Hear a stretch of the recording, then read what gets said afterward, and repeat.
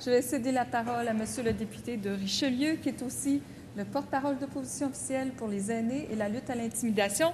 Et je me dois de vous rappeler que votre formation politique dispose maintenant de temps de parole de 10 minutes 44 secondes.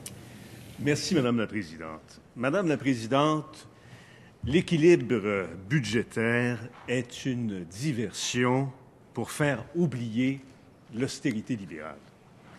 Une austérité qui a fait mal partout au Québec, qui a fait mal particulièrement aux plus vulnérables d'entre nous, ce qui ajoute à son odieux caractère.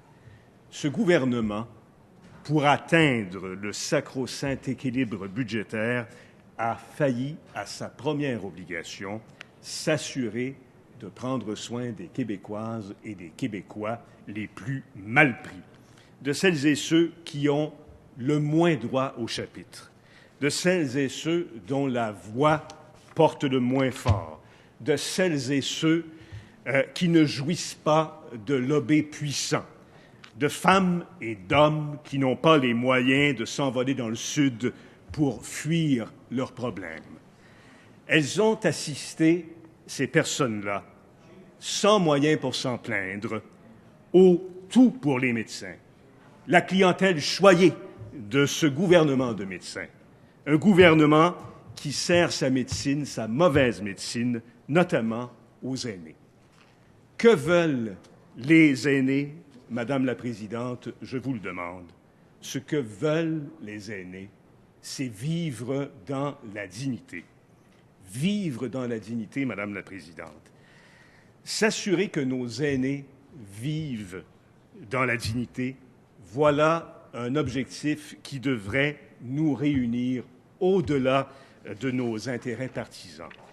J'exhorte mes amis d'en face à se détourner de cette austérité sans nuance, de cette austérité inhumaine, de cette austérité insensible, et à réfléchir un instant à ces aînés qui vivent dans la pauvreté, l'isolement, à ces aînés qui souffrent secrètement de voir leurs besoins essentiels pas comblés. Il faut nous battre contre ces situations qui vont se multiplier avec le vieillissement de la population si on ne s'y consacre pas sérieusement.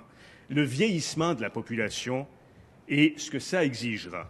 Ce devrait être une urgence nationale, Madame la Présidente, une urgence nationale.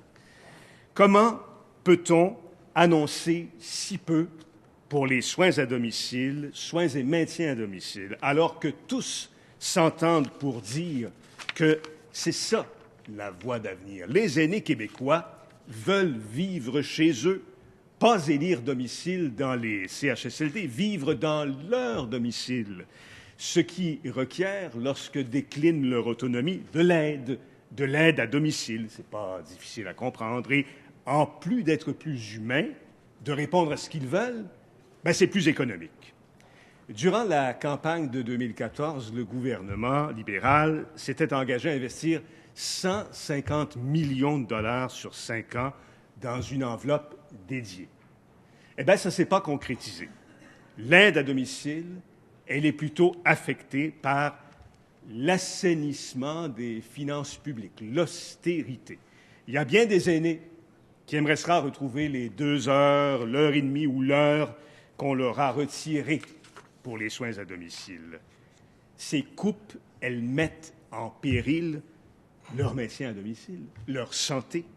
On a promis 150 millions de dollars par année et on se retrouve avec une enveloppe de 60 millions dans le budget déposé la semaine dernière par le ministre des Finances. Quant au CHSLD, Madame la Présidente, où les aînés seront dirigés après avoir payé souvent le gros prix dans des résidences privées, on y coupe des lits, on y compresse les dépenses, on y compte les couches. Les infirmières et les préposés aux bénéficiaires, ils sont à bout de souffle. Elles aimeraient avoir, avec les résidents, un contact plus humain, plus chaleureux, plus empathique, ne pas les soigner et les laver à la chaîne. Mais c'est pourtant Madame la Présidente, ce qu'elles doivent faire. Imaginez comment elles sont déchirées. Madame la Présidente, vaut mieux ne pas tomber malade. Le ministre devrait être moins omnubilé par les structures et plus intéressé par les soins. Partout dans le réseau, le personnel est empêtré dans les réformes structurelles du ministre, de mauvaises réformes qui ont éloigné les centres de décision des patients et du personnel soignant et concentré le pouvoir entre ses mains. Terminer nos centres de santé et de services sociaux à échelle humaine, administrés par des citoyennes et des citoyens de chacune de nos régions. Terminer les protecteurs du malade dans chacun de nos hôpitaux. Nous voilà à l'heure des CIS et des SUS. Nous voilà à l'heure du système de santé qui s'éloigne du patient. La santé, toujours un chantier d'incertitude, titrait en fin de semaine, chez moi, à Sorel-Tracy, le journal La Voix. L'entrée en vigueur de la loi 10 marquait le début d'un important chantier. Sorel-Tracy, écrivent les journalistes Sarah-Ève Charland et Catherine Guillet, est l'une des plus grandes perdantes de cette fusion. C'est l'analyse des journalistes, elle ne me cite pas là. Même si les impacts demeurent encore difficiles à évaluer, puisque la réorganisation n'est pas terminée. On travaille pour des directeurs qu'on ne connaît même pas, y déclare le président de l'Alliance du personnel professionnel et technique de la santé, Joël Bélanger. La plupart ne se sont même pas présentés aux employés. On perd le contact humain. Pourtant, le fait de s'asseoir tous ensemble autour d'une même table pour régler des problèmes a fait ses preuves dans le passé. Avec ce budget, Madame la Présidente, prévoyant une hausse des dépenses des programmes en santé de 2,4 % en 2016-17, 2017-18, 2018-19, les coupes dans les services aux patients vont se poursuivre. La hausse de 2 % des dépenses consolidées, c'est la plus petite en 15 ans. Bien des décisions préjudiciables à notre santé et à notre sécurité risquent d'être prises, comme à l'hôpital de Sorel-Tracy, la fin de l'analyse de plusieurs tests de laboratoire pour envoyer ça 1 heure de route plus loin. Ça ne sera pas sans conséquences, Madame la Présidente. Il pourra y avoir perte de tubes, délai plus long pour avoir des résultats, retard dans les traitements. Ce gouvernement, il peut bien rembourser une partie de la taxe santé aux Québécois. Il peut bien la rembourser. Et ça représente, en passant, 30 $ par personne sur une hausse de 1 500 $ par famille du fardeau fiscal. Et je pourrais longuement m'étendre sur la maigre indexation de 1 % du programme de soutien aux organismes communautaires qui font des miracles et qui mériteraient bien mieux. Et je pourrais aussi vous parler des frais accessoires. Mais 10 minutes, c'est peu pour faire le tour de ce budget de mauvaises nouvelles. Je vais m'arrêter un instant à l'habitation. 106,5 millions de dollars sur 2 ans à partir de 2020-21 pour 1 500 nouveaux logements sociaux.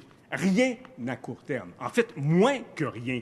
29,1 millions de dollars de moins pour l'habitation au Québec en 2016-2017.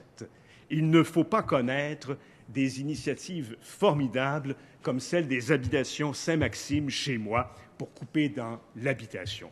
Quelle aberration, Madame la Présidente, de couper dans l'habitation. Ce qu'il faut aussi, c'est faire le choix d'appuyer nos CPE, le réseau de garderies subventionnées. Coupure de 30 millions de dollars. Le gouvernement abandonne son réseau de garderies alors qu'il faudrait à ce réseau encore prendre de l'expansion.